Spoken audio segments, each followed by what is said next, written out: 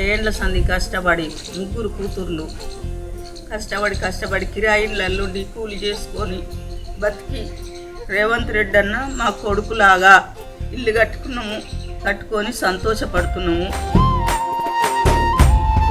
చాలా ముసలోళ్ళకు కూడా పేదోళ్ళకు కూడా చాలా వరకు దూర ప్రయాణాలు చేసే వాళ్ళకు కూడా ఫ్రీ బస్ మాత్రం చాలా ఉపయోగపడుతుంది. రేవంత్ రెడ్డి గారు ప్రభుత్వం వచ్చిన తర్వాత సన్న బియ్యం ఇస్తే ప్రతి ఒక్క పేదవాడు ఖచ్చితంగా ఈరోజు ఆ బియ్యాన్ని వండుకొని పరమాన్నంగా భావించాలంటే ప్రతిరోజు దసరా జరుగుతుంది ప్రతి ఇంట్లో.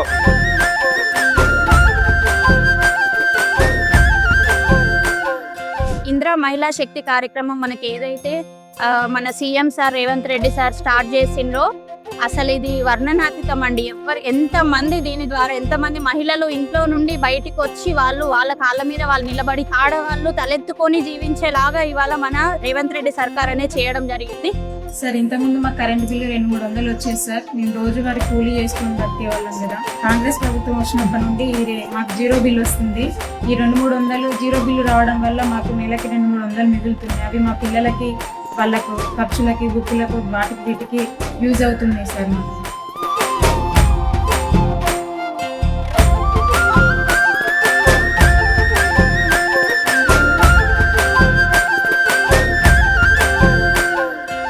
కాంగ్రెస్ ప్రభుత్వంలో నా సొంత ఇంటి కళ నెరవేరింది.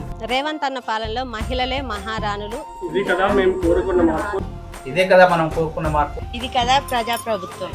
ఇది కదా ప్రజాపాలన. ఇది కదా ప్రజాపాలన. ఇది కదా ప్రజాపాలన. ఇది కదా ప్రజాపాలన.